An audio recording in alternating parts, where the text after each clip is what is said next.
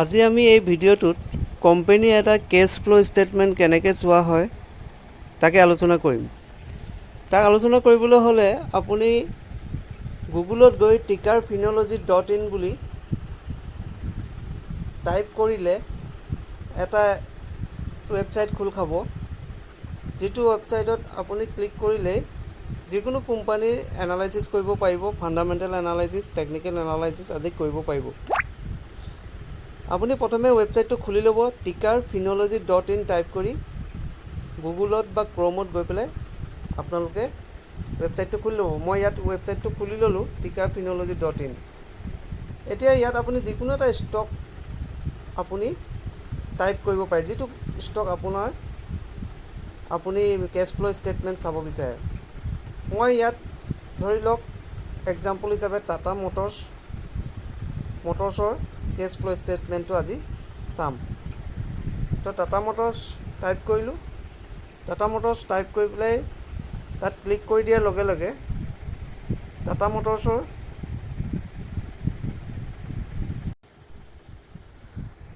মটৰ্ছত click কৰাৰ লগে লগে টাটা মটৰ্ছৰ পেজটো খোল খাই গ'ল। টাটা মটৰ্ছৰ ডিটেইলছটো ইয়াতে পাব। টাটা মটৰ্ছৰ বৰ্তমান প্ৰাইচ চলি আছে 398 ৰুপিজ। একেদৰে আপুনি যদি তললৈ গৈ থাকে তেতিয়া 52 উইক হাই, 52 উইক ল' ডিটেইলছটো পাব।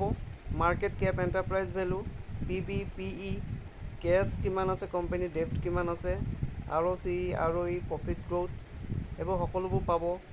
তাৰ লগতে আপোনালোকৰ ইয়াত চাৰ্টখন পাব, এবছৰ, 3 বছৰ, 5 বছৰ, এমাহ, 6 মাহ, 3 মাহ, এমাহ, 1 উইক, 1 উইক, 1 ডে চবৰে চাৰ্ট পাব। PE চাৰ্ট পাব। তাৰপিছত আপোনালোকে বেলেগ কোম্পানীৰ লগত কম্পেৰিজন কৰিব পাৰিব। তাৰপিছতে আপোনাৰ ইয়াৰ লগৰ কোম্পানীবিলাকৰ ডিটেইলছবিলাক পাব, TCS, টাইটান, এইবিলাক কোম্পানী, তাৰ লগৰ কোম্পানীবিলাকৰ ডিটেইলছ পাব। আমি আজি একচুৱেলি কেছ ফ্ল' ষ্টেটমেণ্টটোহে কেনেকৈ চাব লাগে তাক আলোচনা কৰিম। প্ৰফিট গ্ৰ'থো পাব, এইবোৰ সকলোবোৰ ROE, ROCE চব সকলোবোৰ পাব। শ্বেয়াৰ হোল্ডিং পেটাৰ্নো পাব। শ্বেয়াৰ হোল্ডিং পেটাৰ্ণত আপোনালোকে প্ৰমোটাৰ কিমান আছে, পাব্লিক DI, FII কিমান আছে, কিমান পাৰ্চেণ্ট ষ্টেক আছে, প্লেজ আছে নি stake, Tata motor 1.82% stake pledge আছে, এইবোৰ ডিটেইলছ সকলোবোৰ পাব। কোম্পানীৰ ষ্ট্ৰেংথ পাব, লিমিটেশ্যন পাব। তাৰপিছত কোৱাৰ্টাৰলি ৰিজাল্টবিলাক পাব। তাৰপিছত আপোনালোকে প্ৰফিট এণ্ড লছ ষ্টেটমেণ্ট পাব। এইবোৰ পিছত আলোচনা কৰিম কেনেকৈ চাই। আজি আমি বেলেঞ্চ শ্বীটো পাব, বেলেঞ্চ শ্বীট পাব। আমি আজি আচলতে কেছ ফ্ল' ষ্টেটমেণ্টটোহে চাম। এইটো কেছ ফ্ল' ষ্টেটমেণ্ট টাটা মটৰ্ছৰ। টাটা মটৰ্ছৰ কেছ ফ্ল' ষ্টেটমেণ্টত প্ৰথম কলিম যিটো আছে তাত পাৰ্টিকুলাৰ্ছত আপোনাৰ ডিটেইলছটো দিয়া থাকিব। এই ক্ষেত্ৰত আপুনি চাব পাৰে ইয়াত প্ৰথমত থাকিব প্ৰফিট ফ্ৰম অপাৰেশ্যন। কোৱাৰ্টাৰলি ৰিজাল্টৰ লগতে আপোনাৰ কেছ ফ্ল' ষ্টেটমেণ্টটো ওলায়। ইয়াৰলি ওলায় কেছ ফ্ল' ষ্টেটমেণ্টটো। বছৰেকীয়া ৰিজাল্টটো যিটো ওলায় তাৰ লগত কেছ ফ্ল' ষ্টেটমেণ্ট ওলায়। তো প্ৰথম আহিব প্ৰফিট ফৰ অপাৰেশ্যন। এই ক্ষেত্ৰত আপুনি চাওক প্ৰফিট ফৰ অপাৰেশ্যন হ'ল মাৰ্চ 2021ত -2,312 crore। এইটো চব কৰৰত দিয়া আছে। তো মাইনাছ হৈছে মানে ইমান 2,312 কোটি টকা কোম্পানী হাতৰ পৰা ওলাই গৈছে প্ৰফিট ফ্ৰম অপাৰেশ্যনত। মানে প্ৰফিট ফ্ৰম অপাৰেশ্যন মানে কি, কোম্পানী বেচা কিনা কৰাৰ পিছত, কোম্পানী প্ৰডাক্টসমূহ বেচাৰ পিছত খৰচা বাদ দি যিটো প্ৰফিট হয় এইটো নিগেটিভ হৈছে, মানে লছ হৈছে কোম্পানীয়ে মাৰ্চ 2021ত 2,312 crore লছ কৰিছে। মাৰ্চ 2020ত 7,000 লছ কৰিছে। মাৰ্চ 2019ত 2,398 crore প্ৰফিট কৰিছিলে। গতিকে মাৰ্চ 2020ত কৰা লছটোতকৈ মাৰ্চ 2021ত লছটোৰ পৰিমাণটো কমিছে। মাৰ্চ 2020ত কৰিছিলে 7,127, কিন্তু মাৰ্চ 2021ত 2,312 crore। তেতিয়া আমি এই প্ৰফিট ফ্ৰম অপাৰেশ্যন চাই বুজি পালোঁ যে সম্পূৰ্ণ এটা বছৰত কোম্পানীয়ে প্ৰফিট ফ্ৰম অপাৰেশ্যন কৰিলে নিগেটিভ, অৰ্থাৎ লছ কৰিলে 2312 কৰোৰ। এডজাষ্টমেণ্ট ছেকেণ্ড কলিমটোত আহিলে এডজাষ্টমেণ্টটো হ'ল আপোনাৰ কোম্পেনীয়ে কিমান টকা নতুনকৈ এডজাষ্ট কৰিলে এই লছটো ৰিকভাৰী কৰিবলৈ বা কোম্পানীটো চলাবৰ কাৰণে কোম্পেনীয়ে প্লাছ 4273 ৰুপিজ এডজাষ্টমেণ্ট কৰিলে। হয়তো ই কাৰোবাৰ পৰা লোন লৈ পইচা ইনভেষ্ট কৰিব পাৰে বা ডিবেঞ্চাৰ বা বণ্ড আদি ইছ্যু কৰিও কেপিটেলটো ৰাইজ কৰিব পাৰে। বিভিন্ন প্ৰচিডিউৰ আছে, কোম্পেনীয়ে লোনো ল'ব পাৰে। এনেদৰে লৈ পেলাই এডজাষ্টমেণ্ট কৰিলে 4273 কৰোৰ। নেক্সট আহিলে change in asset and liabilities. Liability আৰু এছেটছ হ'ল কোম্পেনীৰ সেইখিনি সম্পত্তি যিখিনি কোম্পেনীৰ হাতত জমা আছে। কেছ হিচাপে হ'ব পাৰে, প্ৰডাক্ট হিচাপে হ'ব পাৰে, গাড়ী হিচাপত হ'ব পাৰে, অফিচৰ হিচাপত হ'ব পাৰে, বিল্ডিং হিচাপত হ'ব পাৰে, লেণ্ড হিচাপত হ'ব পাৰে। মুঠতে সেইখিনি এছেটছ। আৰু লাইবিলিটিজ হ'ল সেইখিনি যিখিনি কোম্পেনীয়ে দিবলগীয়া আছে। কোম্পেনীয়ে ৰ মেটেৰিয়েলছ কিনিছে, সেইবোৰ কোম্পেনীক পইচা দিবলগীয়া আছে, লোন দিবলৈ আছে, ডেট দিবলৈ আছে। এই সকলোবোৰ যিবোৰ কোম্পেনীৰ খৰচা সেইখিনি লাইবিলিটিজত পৰিব। ইয়াত লাইবিলিটিজ আছে কোম্পেনীৰ 2021 মাৰ্চত 4782 কৰোৰ। লাইবিলিটিজ যিমান থাকিব এছেটছো কোম্পেনীৰ সিমানেই থাকিব। মানে এছেটছত কোম্পেনী বাঢ়িছে, 4782 কৰোৰ এছেটছ বাঢ়িছে।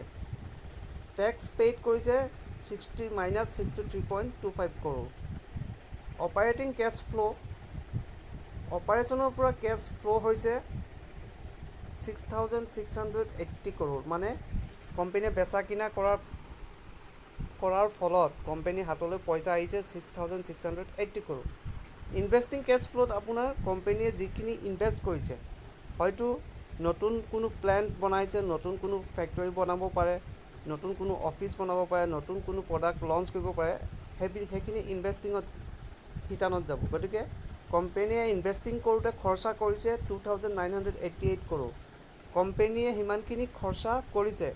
যদি কোম্পেনীয়ে ইনভেষ্টিঙৰ পৰা পালেহেঁতেন, ধৰি লওক কোম্পেনীয়ে কিছুমানে ইনভেষ্টো কৰে, বেলেগ কোম্পেনীত শ্বেয়াৰ ল'ব পাৰে বা বেলেগ কিবা বিল্ডিং ৰেণ্টত দিব পাৰে, তেতিয়া সেইবিলাকৰ পৰা কি হ'ব, ইনভেষ্টিঙৰ পৰা টকাটো আহিব। তেতিয়া আহিলে পজিটিভ হ'ব। কিন্তু ইয়াত যিহেতু নিগেটিভ হৈছে, মানে আমি বুজিব লাগিব যে ইনভেষ্টিং কৰিছে, কোম্পেনীয়ে ইনভেষ্টিঙত পইচা ইনভেষ্ট কৰিছে, পইচা খটাইছে। নতুন প্লাণ্ট বহাব পাৰে, নতুন প্ৰডাক্ট লঞ্চ কৰিব পাৰে, নতুন বিল্ডিং বনাব পাৰে। মুঠতে ইয়াত ইনভেষ্টিং কৰিছে 2988 কৰোৰ। ইনভেষ্টিঙৰ কাৰণে কোম্পেনীৰ হাতৰ পৰা পইচাটো ওলাই গৈছে। ফাইনেন্সিং কেছ ফ্ল' হ'ল সেইখিনি ধন যিখিনি ফাইনেন্সৰ ফালত খৰচা হৈছে। ইয়াত কোম্পেনীয়ে মাৰ্চ কোৱাৰ্টাৰ 2021 3471 কৰোৰ খৰচা কৰিছে ফাইনেন্সিং শিতানত। ফাইনেন্সিং শিতান মানে কি? ফাইনেন্সিং শিতান সেইটো শিতান যিটো কোম্পেনীয়ে হয়তো লোন আছিলে, নিজৰ ডেট আছিলে, দিবলগীয়া আছিলে, সেইখিনি পে'মেণ্ট কৰিলে। তাত পে'মেণ্ট যেতিয়া কৰিলে, কোম্পেনীয়ে লোনটো ধাৰ মাৰিলে বা লোনটো দিলে, তেতিয়া সেই লোনত হ'ব পাৰে বা কোম্পেনীৰ যিবিলাক দিবলগীয়া আছে, যিবিলাক শিতানত খৰচা কৰিবলগীয়া আছে, পে'মেণ্ট কৰিবলগীয়া আছে, সেইবিলাকত পে'মেণ্ট কৰিছে। গতিকে 3471 কৰোৰ তাত কোম্পেনী খৰচা হৈছে। নেট কেছ ফ্ল'ত এই গোটেই হিচাপখিনিৰ যোগ বিয়োগ কৰাৰ পিছত কোম্পেনীৰ হাতত থকাৰ পইচাৰ পৰিমাণ বা কোম্পেনীৰ হাতত পইচা থাকিবও পাৰে, নাইবা কোম্পেনী ধাৰো লাগিব পাৰে। এই ক্ষেত্ৰত 2021 কোম্পেনীৰ হাতত জমা থাকিল। এই সকলোখিনি খৰচা কৰাৰ পিছত কোম্পেনীৰ 220 কৰোৰ টকা কোম্পেনীৰ হাতত জমা থাকিল।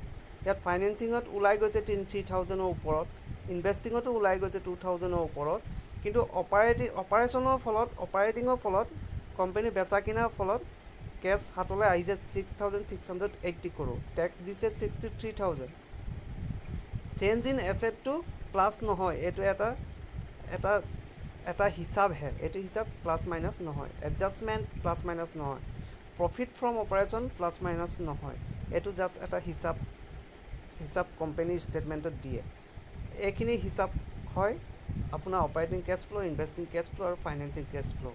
মুঠতে কোম্পানীৰ হাতত নেট কেছ ফ্ল' হ'ল 220.24। আজি আমি এই ভিডিঅ'টোত কেছ ফ্ল' ষ্টেটমেণ্ট কেনেকৈ চায় তাক আলোচনা কৰিলোঁ। আহিব লগা ভিডিঅ'বিলাকত আৰু আমি বেলেগ টপিকবিলাক আলোচনা কৰিম। ধৰি লওক বেলেঞ্চ শ্বীট কেনেকৈ চায়, বেলেঞ্চ শ্বীট কেনেকৈ চাব লাগে, প্ৰফিট আৰু লছ ষ্টেটমেণ্ট, কোৱাৰ্টাৰলি ৰিজাল্ট কেনেকৈ চায়, এইবিলাকৰ বিষয়ে আলোচনা কৰিম। তো আজিলৈ ইমানেই। ভিডিঅ'টো ভাল লাগিলে যদি লাইক কৰিব আৰু চেনেলটো ছাবস্ক্ৰাইব কৰিব। থেংকছ।